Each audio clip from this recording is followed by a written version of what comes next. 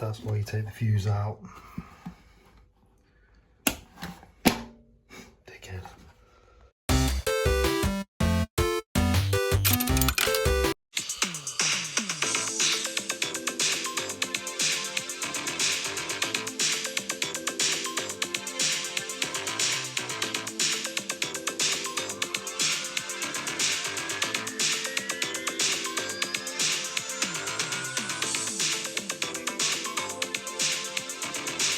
What's up guys, happy Sunday.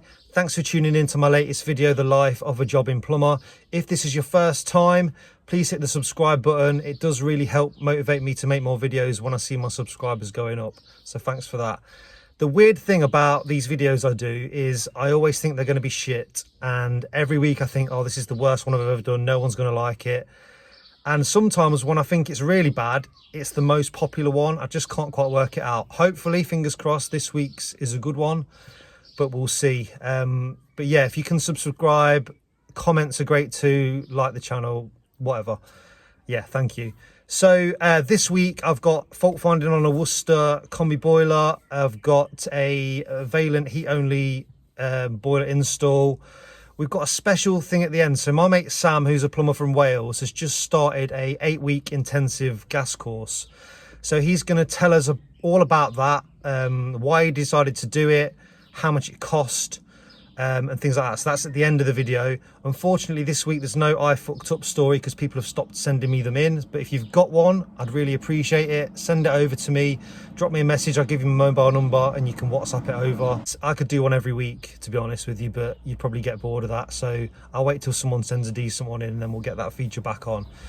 Anyway, that's enough from me. Hope you enjoy this week's video. Thanks for tuning in. So yeah, just explain what's it doing. Well, you turn the tap on for the hot and you wait for quite a while. Yeah. And then sometimes you do get warm water, sometimes you get very hot water. Then occasionally it'll come warm and then it'll just go back to cold. And then does it come warm again if you leave the tap running? What I found actually is the tap, if you start it and stop it immediately, start it and stop it, do that about 3 times. Yeah. It then seems to work. Okay, I'll check it out. Okay. It's got a Worcester combi boiler with temperamental hot water issues. Pretty sure it's the plate, but we're just going to do a couple of tests to prove it. So plan to use my Testo Smart Probe temperature clamps, but I sent this one off to be repaired and it's come back and it's still not working, so I can only use one. So the app's on my iPad, turn that on. I was hoping to talk through this video while I was on site, but unfortunately the customer started working in the garage with me, so I didn't feel comfortable talking. Basically, these smart probes, Bluetooth, they'll hook up to your iPad, to your phone, whatever you're using, and then we clamp them on to the pipes to check the temperature. Now, the trouble with a Worcester is it's so crowded, it's tricky to get them on. So we're going to do the flow first. So that's on the flow pipe, primary side, and we're just checking the temperature. So we're going to call that 60 degree on the flow, just leaving it on long enough for it to sort of stabilise, but around 60 degrees. So going off the phone call I got from the letting agency about the issue with the hot water, and then what the chap confirmed when I asked him the question at the start of the job, I was pretty confident it was going to be a plate issue. So my idea for the video was going to be to record the temperatures, primary flow and return, cold inlet, hot outlet, and just compare the performance and just see if everything was working okay, and then we could pinpoint a blockage in the plate. But it turns out it wasn't a plate issue, which you'll see towards the end of the job, but we're going to do this anyway. So the first temperature, which we've just checked at the boiler, was the primary flow coming from the main heat exchanger going into the plate, because we're in hot water mode. Combi boiler, hot water takes priority, so when you're doing hot water, it should only be going around this circuit, not down the radiators, back from the radiators. So we've got, we'll call this 60 degrees. So now we need the return temperature. Only just got that clamp on. You see the boiler's still fired there for hot water. So our return temperature, we've got 42 degrees, we're going to call this. Just give it a chance to stabilise. So the second temperature we just recorded is the return, primary side, and that is 42 degrees. So we've got a difference there of 18 degrees. We'll call that the delta temperature, which is a triangle. delta temperature of 18 degrees, which is absolutely bang on. The ideal would be 20, which I've spoke about in a previous video. If you want to see that video, I'll put a link to it in the description, but that's ideal. So that's telling me that we've not got an issue in the primary side of the plate, because this is basically bang on. So there's something else not quite right. So now we're checking the cold inlet to the boiler to see what temperature the cold water's coming in at, because we know that a combi boiler can only heat a boiler over and above the temperature of what the cold's coming in at. So the third temperature we've got is the cold inlet to the boiler, and we'll put that at 17.6. Now that is very warm for an incoming main, but it is a red hot day today. It's Saturday morning, well, Saturday lunchtime when I did this. Yeah, red hot. So I did let it run for a good 5 minutes because I couldn't believe it was that warm, but that's what it was. So 17.6 on the cold. So next we need the hot water outlet temperature. So I've got my clamp on the hot water out from the boiler. And at this point, I've had this hot water running for, I don't know, 10 minutes now, and the boiler has not gone out. It's stayed lit. The temperatures have stayed pretty much the same. So we're going to record this down as 52. And then our hot outlet is 52. Now, a quick bit of maths, 17.6, that's 0.4 is 18, 2.4 to 20, so 32, 34.4. That's a 34.4 degree difference between that and that. So let's look at the manufacturer's instructions for this boiler. If you've watched a few of my videos now, you'll know that I love a manufacturer's instruction guide for a boiler. Absolutely brilliant for servicing because it gives you step-by-step of what to do, but they're great for fault finding because you get all the technical data. So all the values, performance, stuff you need to know is all written down for you. Like here on the technical data page, we've got the domestic hot water performance values, and it tells you their specific rate of 30-degree rise. The litres per minute on this boiler, 28i Junior, is 13.4 litres per minute. And for a 40-degree rise, that drops down to 10 litres per minute. So looking at the manufacturer's instructions, the technical data for this boiler, if the flow rate, so the water going through the plate, in cold and out from the hot tap, was 13.4 litres per minute, we should get a 30-degree rise. If it was 10 litres per minute, so slower, we should get 40-degree rise. That's the maximum for this boiler, and we're getting 34.4, so that's bang in the middle of what we should get. Now the flow rate I recorded for this boiler was 11 litres per minute, so we should be somewhere up towards the 40-degree, so we're slightly underperforming. But saying that, I can't see any problems here. Everything seems good, and that leads me into what the actual fault was, which you're going to look at now. And it is something that I check straight away. So I identified it at the very start of the job, but I just wanted to go through this with you to just to prove a point really. But you will, this type of fault, you'll identify pretty quick, and I'll show you why now. So this pipe here, this is the flow to the radiators. Now on a combi, when you're in hot water mode, it shouldn't let any heat go to the central heating system. Now this can be tricky to identify if you go on a cold day and they've had the heating on. But on a day like today when the heating's not been on, this pipe should be stone cold, and it's not. It's actually got heat in it and it's quite hot. So using the temperature clamp, pop that on. And you can do this with your hand, but just to prove it, and if the landlord ever needs to see it, you can show them.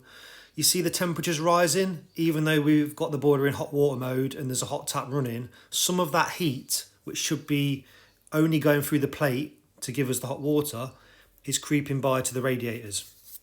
So what I'm going to do now is I'm going to close the central heating flow so that heat can't go down the flow, and see if it improves our hot water performance. So you see I've got the temperature clamp on the hot water outlet now, and already we've gone up from 52 to 54. I think it levels off about 55 degrees. So we've pinpointed now the issue is with the diverter valve. So the boiler is letting water go to the central heating system when it's in hot water mode, which it shouldn't do. Now on these diverter valves, sometimes it can just need resetting. So if you just turn the power off and onto the boiler and let it reset itself, sometimes that will cure it. I did that and then I tested it again. So I'm checking now the hot water performance, which to be fair was slightly improved from our 52. It went up to 55, just over 55. And then having another look at the central heating flow, just popping the clamp on there, and we can see that we're still getting a temperature rise through that flow pipe. So we've identified and proven that the diverter valve's at fault, and then we can go ahead and give the landlord a quote for that. And if they query it, I've got lots of proof here to show them why I think that's what it is. Right, mate, can you just do me a favour? Yeah. So, obviously the whole time I've been here, I've just been running the hot water. Yeah. You just go and feel a couple of the radiators and just see if they're warm. Okay. Because I think what's happening is, rather than just going to the taps, it's letting it go to the radiators as well, which is why you're not getting the full benefit on the hot water. Right, okay. Sarah? Did you call me? Yeah. Can you try a few radiators, please? See if they're hot. The one upstairs is hot, just been stood by it. Okay, perfect. Yeah. Do you need any more? No, that's fine. I was having a hot flush. Radiators. Right guys, so just wanted to show you this on Tradify, my work management app. So if we load that up and we go to schedule, we can see I had a job today, Sunday morning at 11 AM. Now, that was an emergency gas certificate because it runs out tomorrow. The letting agency didn't tell me till last minute, and that's the only time the tenant could do. So I had to go and do that this morning. But if we click on that job, we can see we get the basic options there. We can message, call, email the tenant, navigate to find the address, and then if we click open job, we get a lot more options and things we can do across the top here. You can start a time when you get to the job, stop it, you can schedule it, put costs in, send an invoice, all kinds of things. But what we're interested in is forms here, and this is brand new this week. So if we click create form, we can now do gas safety records, service and maintenance record, installation certificates, warning notices, all kinds of things. I've not had a go with this yet. I'll do a proper video on this next week, but let's just have a quick look. So if we click on gas safety, so we've got a serial number there, business details, customers details, the address, appliances. Let's have a look at that. So add new reading, location, make, model, flue type inspected, combustion analysis reading, heat input. Cool. What else have we got? Let's go back. Gas supply and pipe work, tightness test, potential bonding. Cool. So yeah, if you didn't know that, Tradify now does gas certificates. What I will do next week or the week after, when I've had a proper play with it, we'll do a full video on this and have a good look at it. If you want to try Tradify, I'll leave a link in the description to a 14-day free trial. And also if you do like it and you want to use it, you can get 50% off for 3 months if you use my discount code, which is B Plumber, but it will all be in the description. So this job was a call out to a boiler leaking, and I was hoping it was going to be something simple because I didn't have time for anything more, but it turned out it was a bit more than just a little drip. So the heat exchanger's compromised. It's got 2 or 3 leaks on it, both sides. Quite bad on the left. You can just see the water's dripping there. So yeah, not repairable, beyond economical repair. Not going to put a new heat exchanger in a boiler this old. So I had to quote the landlord to replace it, and then obviously find time to fit the new one. I was going to show you me draining it down, but put the hose on, opened it up, and then someone rang me before my phone call had finished. It's almost stopped. So I've got the cold water off. That's drained down. It's only a small house, there's only probably 6 radiators in here. So it won't take long to drain down. So we'll get this all stripped out now. The only thing I'm worried about is this, because that has been tiled right around. So I don't know what I'm going to do with that. And then obviously the age-old problem, the flow and return, they're probably not going to line up with the new boiler, although they've crossed that one over. So I did see on the other side of this wall there's an old flue hole. You can't see it from in here. So there was another boiler before this Baxi was put in. So I think this is their 3rd boiler. I'll show you that outside now. So there's the Baxi flue, and then there definitely was an old flue there at some point. So these two pipes here have got obviously a flow and return. Now, depending on what boiler you've got, you should find it written flow and return. It can be hard to differentiate, especially when they're going at the same level, but normally you would have the return going in at the low pipe and the hot flow coming out at the top, because it's the hottest point.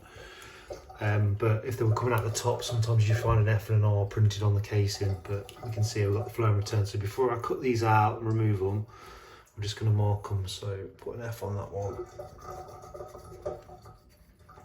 If you can see that with this pencil. So that's my flow and return labelled. Obviously with the drain point being there, we're still going to have water down here and all inside this heat exchanger. So there is an extra little drain point. They normally put one on, or there should be one on a boiler somewhere. So look out for that, because we're draining now through this little hose quite a lot of water. One, it will get the water out of the pipes there so we can work on them. And two, it will make this lighter to lift off, because as you know, I work on my own. Won't be heavy anyway, but makes it slightly easier on why break your back. So the wiring, we've got live, neutral and earth. We've not got a permanent live to this boiler. They're using the switch live, which is this brown from the program. So the boiler only fires up when it gets a switch live. And then a pump feed, which is good, which means that the pump is powered directly from the boiler. So when the boiler comes on, the pump comes on and it can do its pump overrun. Obviously we're going to need that on our new boiler. If we didn't have the pump live, we'd probably have to bring a cable from the airing cupboard, which is over there somewhere, bring a feed from the pump down to the new boiler so that the pump was done from the boiler, but luckily we've got that. You can get remote RF things that do pumps these days, but yeah, it's always nice to see a pump live.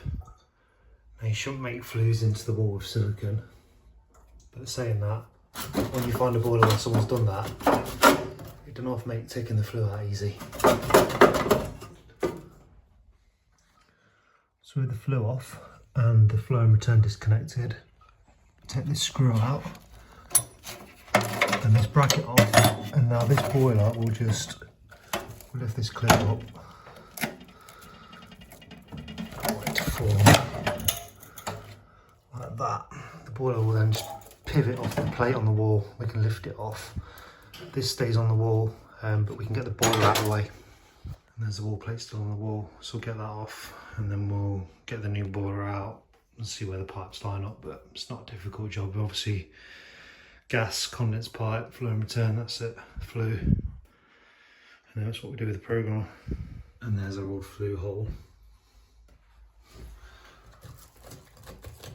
That's not even been fixed.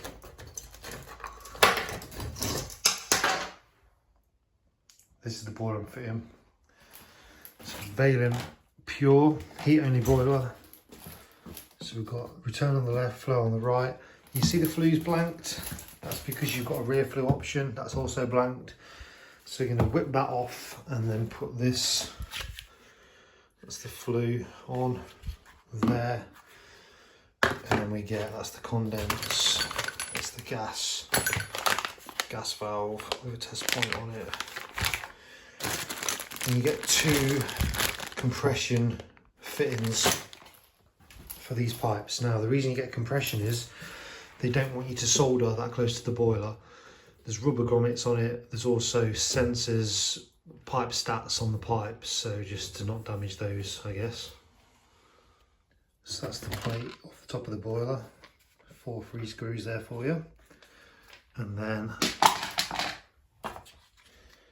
this has just got like a hook on it there, plastic hook. You get 2 lines here, line it up, offer it down and then twist it into the pocket in place.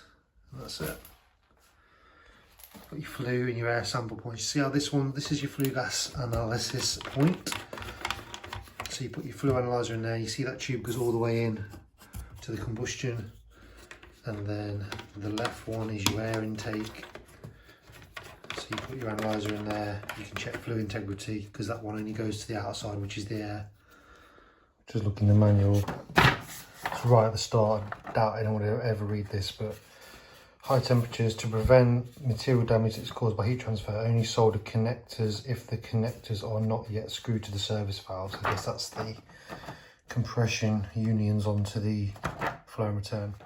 So this is the condense connection you get with the boiler flexible pipe, and that attaches onto the bottom of the trap there, like that. And there's my existing pipe. That's too high because obviously it's rising, so I might just, I don't know, I'll lower that a bit.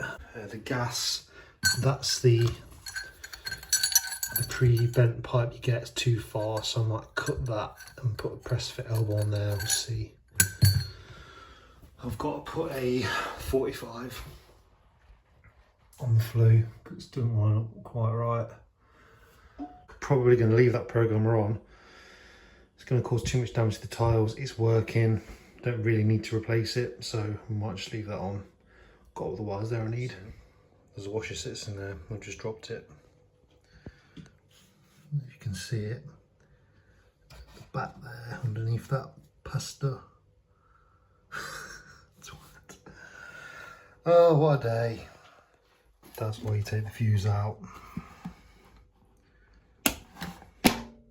Dickhead. I'm just sweating this elbow off. And I might be able to reuse that bit of copper, which I'll show you in a sec. So I've sweated that off. What I've done is heated that fitting up enough.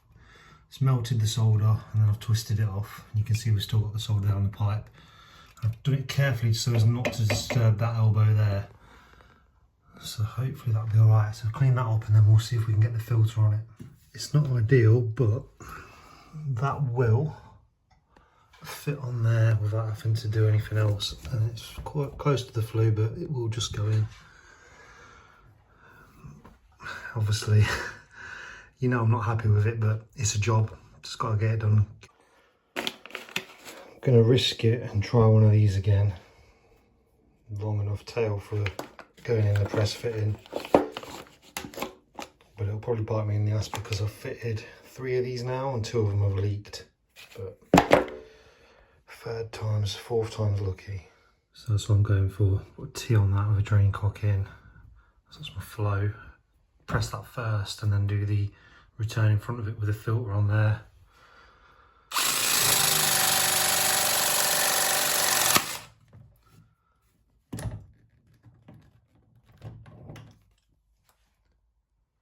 Right, so the filter's going on there, cross into that pipe.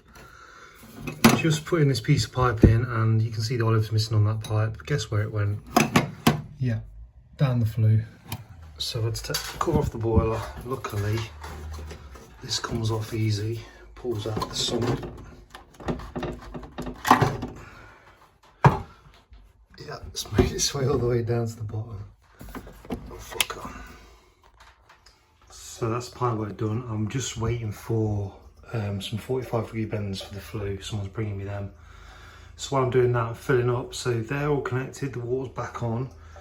And this valent boiler's got a drain point similar to that old Baxi had on the side, just there. So all I'm doing while I'm messing about with the condense pipe is I'm just letting it run through, so I know that's all live now. And then I'll shut that in a sec.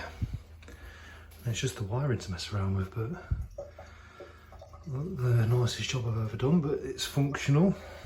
Little pro tip when you're wiring these, if you're using external controls, make sure you remember to take out the 24 volt link wire on the RT connection. I have done this so many times and the boiler will just run constantly. So decided, I suppose the landlord, not changing that because it works, nothing wrong with it. I didn't want to damage the tiles.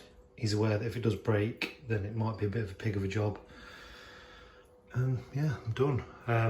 Got some 45s when I got air comfort in. Would have meant altering the flue hole, so I've just put the flue on a slight angle. Doesn't look too offensive.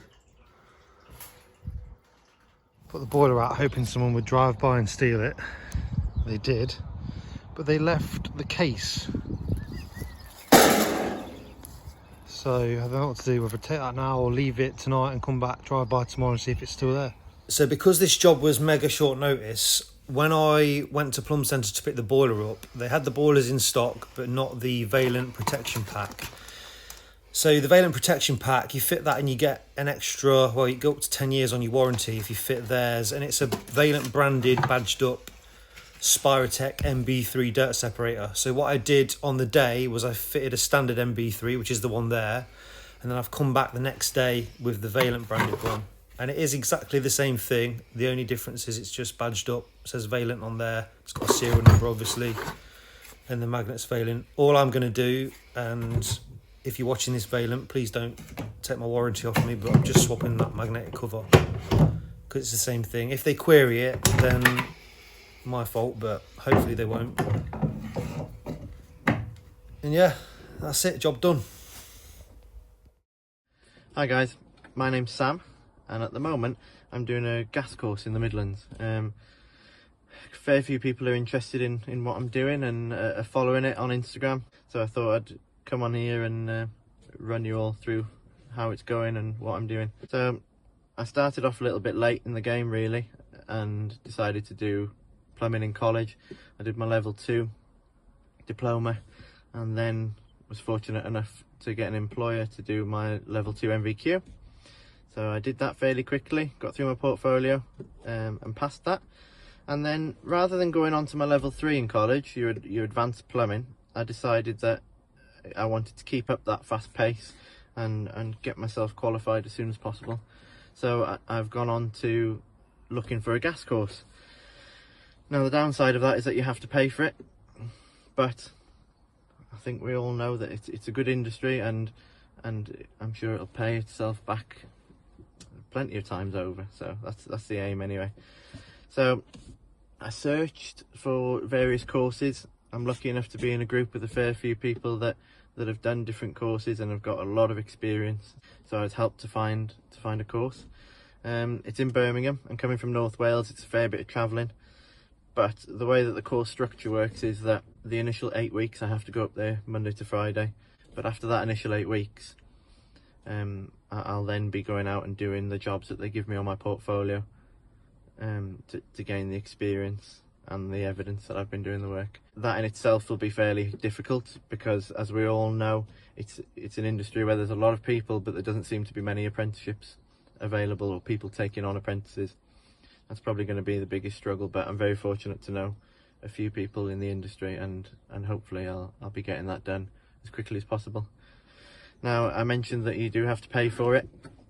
The course I'm on is going to end up at about £6,500–7,000, which, yeah, it's a lot of money. I've been helped with it.